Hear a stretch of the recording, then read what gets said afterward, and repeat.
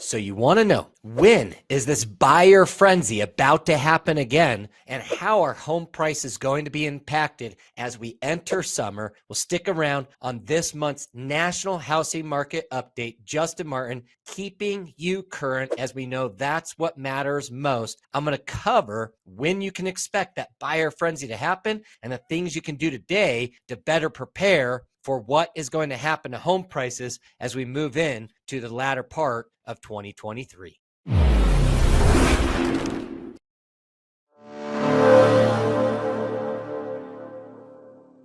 Well, thanks for sticking around. And for many of us, we know that in 2008, real estate professionals had to support, advise, and help many people make decisions. And in 2020, we had to move to Zoom and start wearing booties and make sure that we help people figure out what should they do with their real estate needs. So much so that we had two of the most historical real estate markets during that period of time, as well as though it's needed again as we look at what has happened on the back half of 2022 and the first half of 2023. We have seen a correction, a stabilization, and a lot of misleading headlines that is creating inconsistency in people's decision making, which really can continue to harm many people when there are opportunities that exist. So let's get into better understanding what those opportunities are and how they impact you. As you look at for the last 50 years, the 30-year mortgage rate has always moved in unison with the 10-year treasury yield, meaning that the average spread to what that 10-year treasury yield was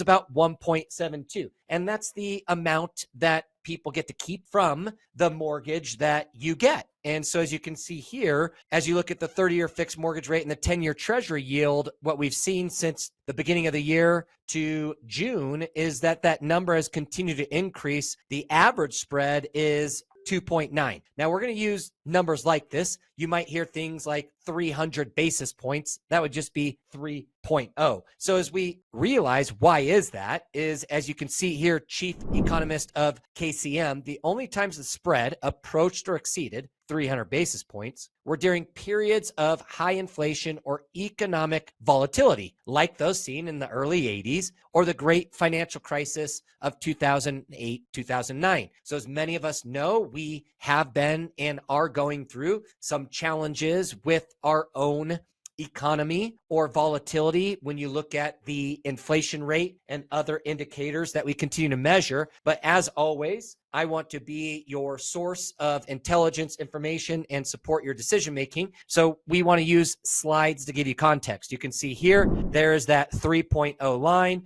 on when these things have happened. And as you continue to look at from 1971 to 2019, this average was 1.66. And in 2023 alone, that's been 2.78. Now, the reason why I bring this up is as you look at the deputy chief economist statement from First American, he says it's reasonable to assume that the spread and therefore mortgage rates will retreat in the second half of the year if the Fed takes its foot off the monetary tightening pedal and provides investors with more certainty. However, it's unlikely that the spread will return to its historical average of 170 basis points as some risks are here to stay. So let's talk about a couple of these risks, but more importantly, the risk for many people who are waiting to purchase real estate for something to specifically happen that maybe they don't quite know what it is that they're waiting for. Here's the example. As we look at why our mortgage rate's so high, if right now you took today the normal spread of 1.72, mortgage rates would be at 5.37%. And I'm just asking you, knowing where the rates are and many people who have been waiting, if the rates got down to 5.37, there's the answer to the kickoff of this call, which is when will the frenzy start? Is when mortgage rates are below 6%. So you can see today, if the spread was only 2.25, all right, that interest rate at 6%, we would have a frenzy of demand and buyers, which would only continue to harm our inventory, which is what I'll talk about in a moment. Now, remember, all of those things, when I use words like harm, benefit home prices appreciating. But the challenge with that is that it makes some things more difficult for people who want to get in the market who do not have as much ability to compete. So as you look at just the rate Friday, and yes, these are changing a little bit to hover above 7 and right below 6, is as you can see, the mortgage rate of 6.85% has created a softening in demand, which is a perfect time for buyers to get into the market before a specific frenzy occurs, as that demand, or what we've been calling shadow demand, has been waiting. A lot of people are literally just waiting for some of this interest rate to lower, and you're going to see a flood of demand when that happens, whether that be the back half of the year or the beginning of next year. All the experts are predicting at some point we will start seeing softening to the interest rate. Now, as many people are aware, it is National Homeownership Month. There are a lot of reasons to own a home, but before I go into those, what I really want to go through overall is the confidence that people have in home prices and the challenge with the weakening of many of you and those opinions around what's happening with it. So as you can see here, this is from 2010 to 2022, the percentage of Americans each December who think prices will go down over the next 12 months. So obviously, as we know, those have not happened, meaning the home prices have not gone down year over year. And we may even end this year with home prices not going down year over year in many markets based off how strong the market picked up at the beginning of the year. So as you can see, that number of 37%, now consumer confidence in home prices, all right, is decreasing, meaning that there are more people being more confident in home prices to the 30 percentile. But what really is going to happen with home prices, I want to make sure that most people are looking at the right indicators versus what the headlines are continuing to use, which are broken models and not supporting the right information to be received for many of us not in the real estate market who are listening. And then unfortunately forming opinions based off of seeing or hearing these stats. So the median home price at the moment is meaningless. And the reason why they're sharing it's meaningless is due to the current real estate market. Bill McBride, here is what he is saying. The median prices are distorted by the mix and repeat sales. Indexes like Case-Shiller and FHFA are probably better for measuring prices. I'm going to show you what I mean by that in a moment. But what they're saying is that, unfortunately, if there is only a certain percentage of homes being sold compared to another percentage of homes being sold, is that will change the median price, but that doesn't dictate the actual value or price of homes in the market. So the median sale price measures the middle price of homes that sold, meaning that half the homes sold for a higher price, half sold for less. It's not very useful for measuring home price appreciation because it is affected by the composition of homes that have sold. So remember, there's a big difference between using a broken model like the median home price compared to the overall home price appreciation. And there are different markets appreciating in different rates. Understanding the median sales price, you can use an example like you have 3 coins in your pocket, line them up in ascending value, lowest to highest. If you have 1 nickel and 2 dimes in your pocket, the median value of the coins in your pocket is 10 cents, the one in the middle. If you have 2 nickels and 1 dime in your pocket, the median value of the coins in your pocket is now 5 cents. In both cases, a nickel is still worth 5 cents and a dime is still worth 5 cents. The value of each coin didn't change, yet your median coin did. That's exactly what's happening with home prices, is the overall home price is not going down. However, if we show the median sales price, that may show a decrease in value year over year, but that's not correlating to your specific home's value. So we can use a more accurate look at home price, which the top 3 indexes for home price appreciation, Case-Shiller, the goal for us to look at is the trend. As you can see, the beginning of 2022 to what we know was a terrible back half of the year to the beginning of this year, it took us 6 to 7 months to recover in the green. Remember, in 2008, it took 6 to 7 years. Now, as you look at not Case-Shiller, but FHFA, again, different markets, different data points, but overall, what's the trend? Great first part of 2022, terrible second part, and then guess what? A great start to this year and the first half, which is why some experts are predicting we may not even see year over year declines in home values with as bad as 2022 was. Now, for a lot of us, though, that's the decision making that certain people make, and I'm going to share with you in a moment how important that is. Core logic, as you can see, exact same thing. The overall trend of stabilization, and let's line all three of these up together to help us better see the month over month numbers and how important they are versus the median sales price, which only is taken into account the median price of homes sold. And if less homes of value are being sold, well, then we're going to have a distorted number that does not really share the actual change in your home's value. So as you can see from the beginning half of this year, everybody's home values are continuing to rise, which also means that we hit the bottom at some point at the beginning of the year. So all those people who got back in the market at the beginning of 2023, congratulations. Because when do you want to buy? For most people, they want to buy at the bottom of a market. And as you can see, we've already bottomed out. So now what we need to talk about is overall the number one place that people research or think about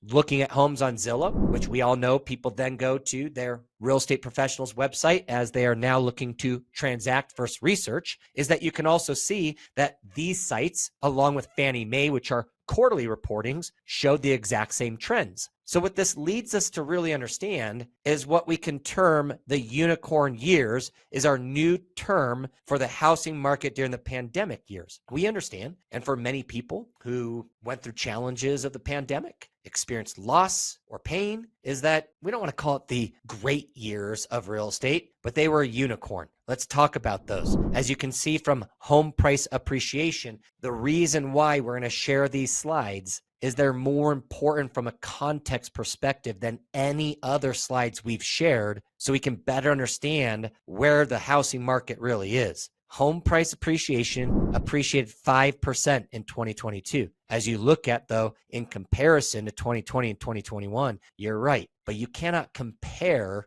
to the unicorn years, which do not exist. If for 200 years we've been selling and seeing specific things happen with home prices and homes in general, and 2 out of those years something happened that was again compounding what has been happening, which is a lack of inventory and available homes being built to keep up with the demand. So pending listings, a lot of people are saying, yes, 2023, the pending listings are down. Well, yeah, compared to when? The unicorn years, but overall, we're actually doing much better than the previous years of a strong housing market, showing traffic. So for a lot of you thinking of selling your home, you're right. 2023 is not as favorable as 2021 and 2022 was at the first half of the year, but look how much better we're doing than 2017, 18, 19, and 20. And as we look at median days on market, yeah, we sold homes much, much faster in 2021, 2022. But in fact, 2023, we're selling homes faster than we have of any of the previous 5 years leading up to that. As we look at homes for sale, meaning the available inventory, you're right. There was less homes available in 2021, 2022,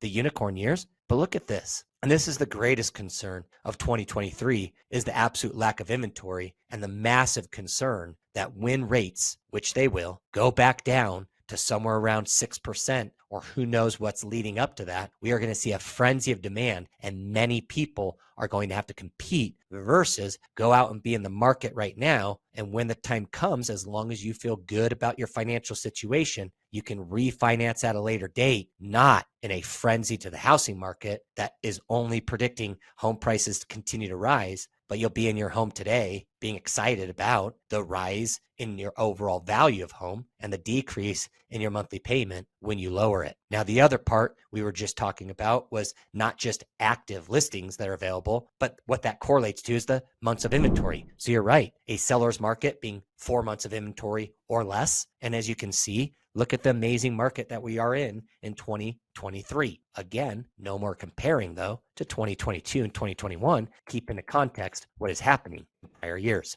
Now, this is probably the one I want to time out as I have a great team helping me with this design, is let's circle how important this is, because you're going to see headlines that are going to hurt Americans' decision-making and create fear, because you're right, foreclosures are way up. compared to 2022, 2021, and 2020, the unicorn years. But look at 2022 compared to 19, 18, and 17 is that we almost have half the amount of foreclosures in 2022 than we did in 2017. That is the comparison context, which can only be had with a local market expert. And as you can see in this stat right here, it even speaks to it. The percentage of homeowners who desire to sell their home within 6 months who are more inclined to do so after speaking to an agent, having personally listed thousands of homes and supported many agents in their success rate with advising people in the home buying and selling process, is that when you become educated, we all know most people do not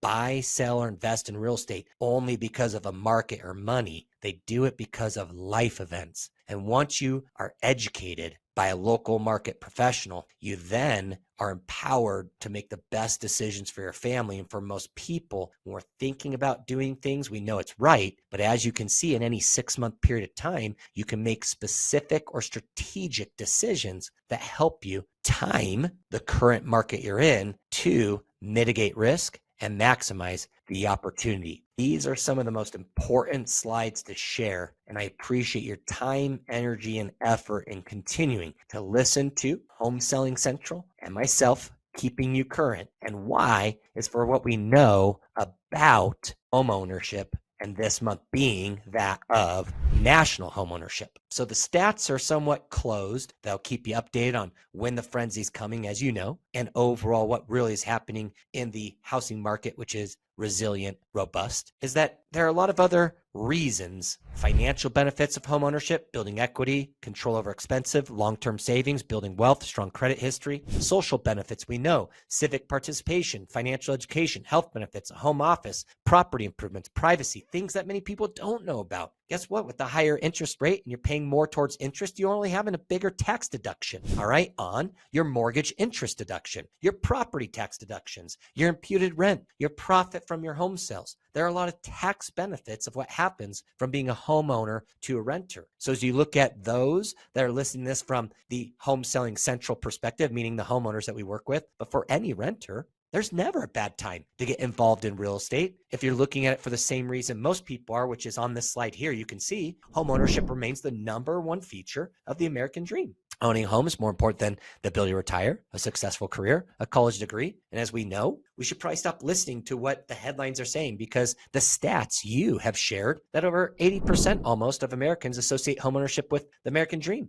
65% see homeownership as a means of building intergenerational wealth. And guess what? For all those people speaking for our younger adults, saying that they don't like ownership or they're the renter generation, it's not true at all. 70% of millennials and Gen Z say investing in real estate is a smart financial decision. And almost half of them are thinking about considering buying an investment property. That's how committed they are to real estate. And the other part that we know is it's 11 years running, 11 consecutive years where real estate has been voted the best long-term investment. We share this and offer our time because we know that real estate is not a short-term decision. It's a long-term investment. And when done right, great things will happen. But if we listen to the headlines, we know they are going to hurt, most likely, our decision-making in mind. So let's listen to the stats. Let's listen to the facts and continue to listen. If you see use or value, you know I'm grateful for your time. That from me to you, I hope your family's doing well. I hope that you are continuing to make great decisions in your real estate investments. And as always, locally,